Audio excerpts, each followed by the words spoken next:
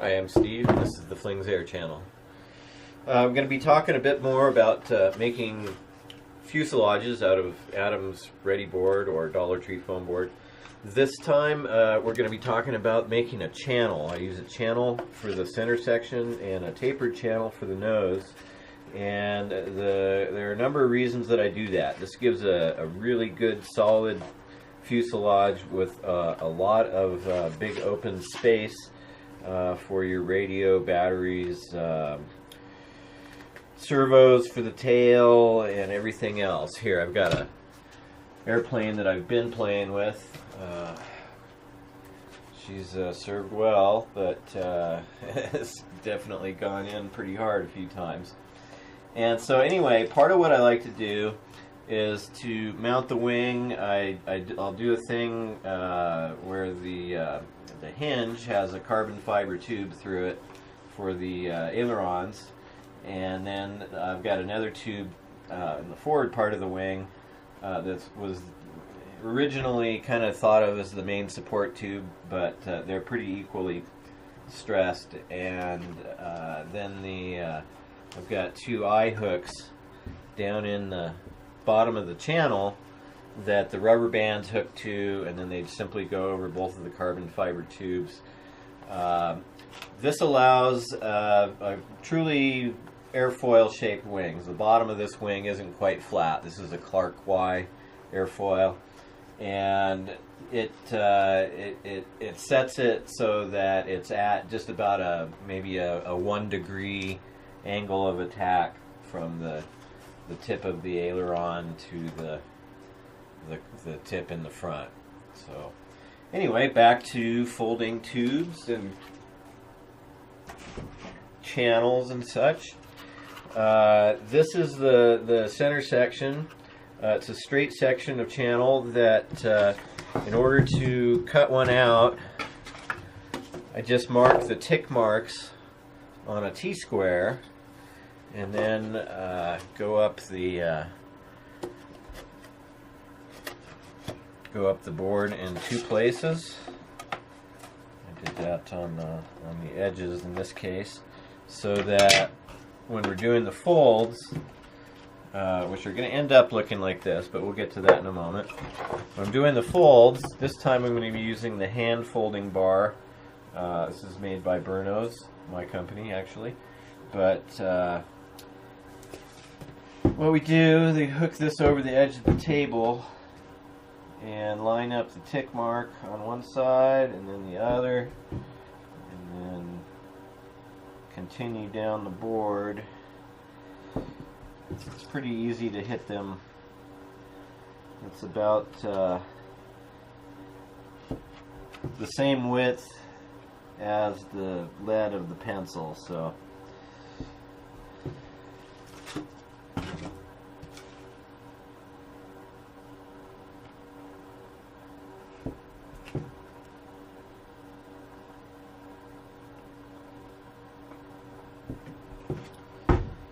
if you're familiar with the flight test or the experimental airlines method, flight test, you cut out a little section of foam and then make a fold like that. Ed at Experimental Airlines does a thing where he cuts a strip out and then makes the fold that way. And for these folds, like you saw, I just make a crease, and as long as the crease is straight, it'll force that paper into the foam and compress the foam. You can only go 90 degrees with one fold. If you want to go further, then you do 2 next to each other, 1/4 inch apart, and you can fold it flat. And that's what we've done here. The next step will be to make sure that we can get all the way around. See, now in this case, I left this edge a little too long, and I kind of, I don't know if I did that on purpose. This one's perfect, so I'm not going to mess with that. But this edge, I'm going to shave a little bit off, and I'm just going to line it up straight in my, I've got a clamp on one end of this straight edge so that it can't really slip. I give credit to Ed at Experimental Airlines for that tip. and it's going to shave off about a 32nd of an inch here. I've started using almost exclusively these Olfa knives for most of my cutting, and the reason is that it exposes more blade and you can get down at a lower angle, which is kind of a more slicing cut, and so I've been getting better results with that and than regular box cutter knives. Let's see, it's looking pretty good. Certainly on this end it's perfect, and I'm just going to shave a little bit more off. This edge will be hidden by the glue, so I'm not too worried about it, what it looks like, but I want to make sure that it tucks in a full 90 degrees when I fold it. Alright, so the next step is gluing this flap here down onto this, and to do that we use this solvent-free contact cement and spread it on with one of these pad spreaders. I have used a brush in the past and it tends to splatter the stuff a little bit more, so I've come to using just one of these, and I'm just going to pretty much cover almost the whole area. The folds here in the bottom, I don't really want to get it in because I'm going to be using hot glue there for the final fold to get it to lock into shape.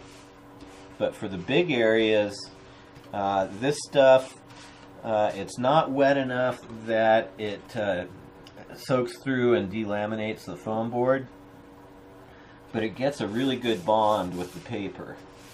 And it's kind of latexy, and if you get it on your fingers, it'll kind of rub off in a ball and your fingers will end up super clean. It's like a facial mask.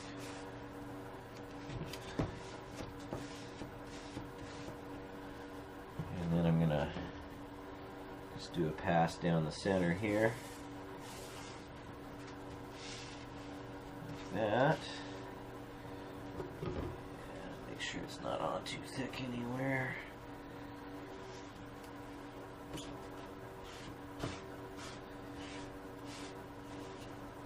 And then I'll set this aside. It takes about 20 minutes for it to be dry enough to stick, and I've done a piece just before I started this, and it's ready to fold up. So the sides, and I've already checked the sides for size on this one, but this is one of the nose sections. It's a tapered piece, and then I've also got a piece here. I just kind of eyeballed this. I didn't measure it, but I tweaked the angle. I shaved it a couple of times, and it's actually longer than what I want here.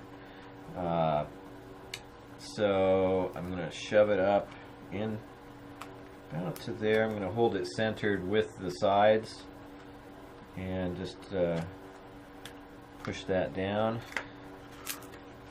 like so. And I'll trim off the ends here. I don't want to fully flatten these folds after I've made them, or it will tear the paper out and I'll lose just a tiny bit of strength. I'm not too worried, but it's gonna be pretty strong anyway. Okay, so this is ready to hot glue now. For hot gluing, I've been using the AdTech Pro 80, and I really like this gun. It's got comes with two tips. It's got a great big handle, and it works, in my opinion, just as well as the Pro 200, which is also made by AdTech. But it's almost less than half the price.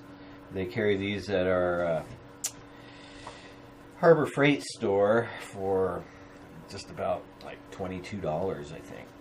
It's pretty amazing. So anyway, the hot glue, I'm gonna aim for this corner down in here, and the idea is that this corner is gonna come in, and it's gonna squirt that glue in both directions and lock this into a 90-degree angle.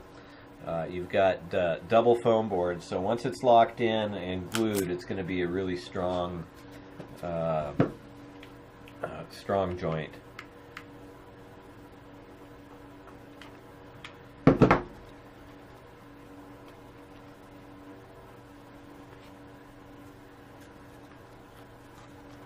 And there's no reason not to do both of them at the same time.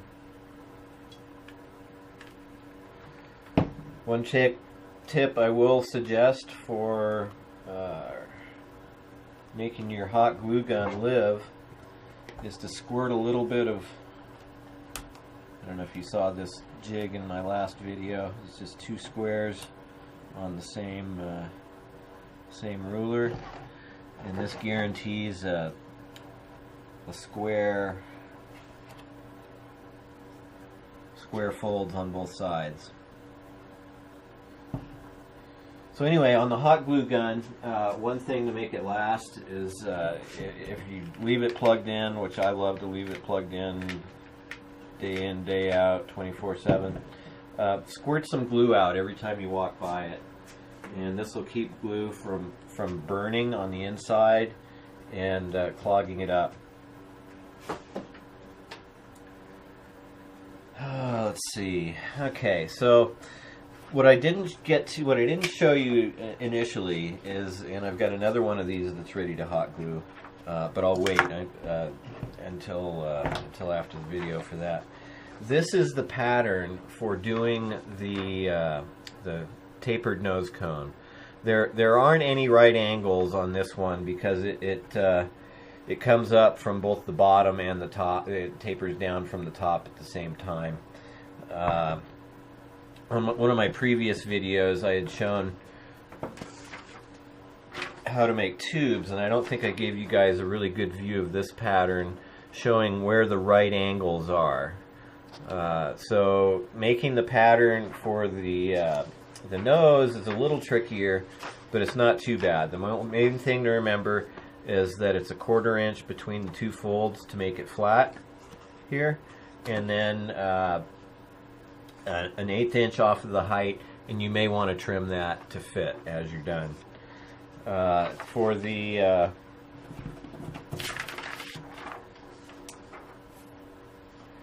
the straight channel, this bottom plate that goes in at the end is 3/4 inch narrower than the bottom profile on the outside. So those are the guidelines. Let's see. This was the pattern that I use for the nose cones, or the nose channels. And what I like to do, the pattern itself is bigger than the drawing, and then I just punch a hole at each of the intersections. When I come in to mark it, I'll tape it down onto a piece of foam board, and then just make tick marks at the end of each line, and then you end up with a piece like this, and that's got all the information you need, both ends, the ends of the folds, and then you've already cut the edges. These edge cuts are the only critical cuts. When you're doing the ends, you're going to probably end up sanding it a little bit before you glue it onto the next piece anyway, so any errors will get corrected there and you'll hardly notice them. In any case, I think we're there.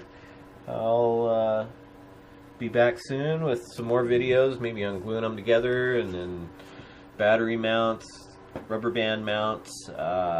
We'll get to the tail soon, over to the wings, etc. And thank you for listening, and I'll be back soon. Thank you.